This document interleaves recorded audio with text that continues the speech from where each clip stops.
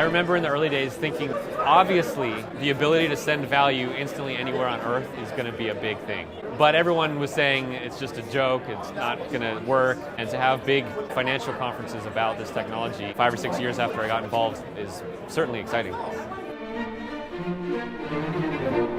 The blockchain industry's flagship annual conference, which was held this week in New York City, had 1,500 attendees and 150 speakers who came from all over the world. 8 years after this technology was first described in a 9-page paper dropped on the internet by a mysterious computer scientist, interest is suddenly exploding among blue-chip financial firms who are exploring how Bitcoin and blockchains can make their operations more efficient.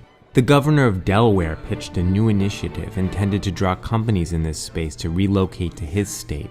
Former Treasury Secretary Larry Summers touted the blockchain's disruptive potential. And Microsoft, the once lumbering tech giant, was out in force, embracing blockchain technology with the hope of finally getting a jump on its competitors. I actually think the government currencies are going to go away, that my children and grandchildren will laugh at the flag money we used to use. The mainstream interest on display was a little surreal for Erik Voorhees, a libertarian who got involved with Bitcoin in 2011, launched the gambling platform SatoshiDice the following year, and now heads ShapeShift, a cryptocurrency exchange. If you look at the Bitcoin/blockchain industry today, are most of them libertarians? I don't know. Mostly it's just business people. But that's fine.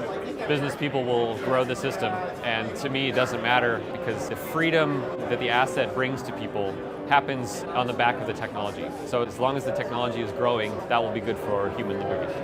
But the buzzword at this year's conference was blockchain, not Bitcoin, a distinction that's indicative of mainstream misgivings about working with a system that's open for anyone to use. Many banks are partnering with companies building so-called private blockchains that mimic some aspects of Bitcoin's architecture, except they're designed to be closed off and accessible only to chosen parties. The big companies want to improve themselves.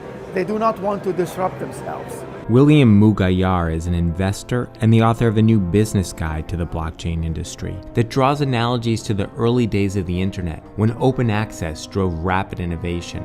Big companies like to talk about using the blockchain without Bitcoin and using maybe 10% of the capabilities of what Bitcoin has given us. And I think it is a mistake. But Voorhees is confident that open and permissionless blockchains will ultimately prevail, even in the banking sector, simply because they're more efficient. I have no problem with financial industry inviting the Trojan horse of blockchain technology into their walled garden because I know how powerful the technology is. On Monday morning, just as the conference was getting underway in New York, the industry was abuzz. Craig Wright, a 45-year-old Australian computer scientist, had just publicly declared that he is Satoshi Nakamoto, the man who created Bitcoin under that pseudonym 8 years ago. Some people will believe, some people won't. And to tell you the truth, I don't really care. The claim was given credence by Gavin Andreessen, the chief scientist at the Bitcoin Foundation, who flew to London last month to meet Wright and vet his story. I'm 98% sure that Craig Wright is Satoshi. Meanwhile, other prominent figures in the community disputed the evidence and labeled Wright a likely imposter, including Vitalik Buterin, the creator of the popular blockchain platform Ethereum. By day 2 of the conference, Wright wrote on his blog that he would provide extraordinary proof to support his claim, and then 2 days later he took it back, saying that he didn't have the courage. So why does this question bring up such strong feelings within the industry?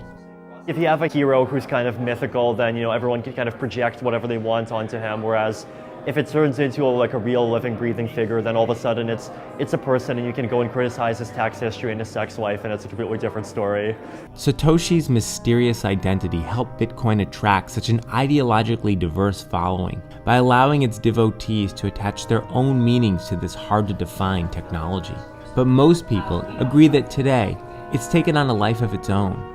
Everyone understands that it is detached from any single person. The incentives built into the system are really beautiful, and so lots of people have an incentive to make it work.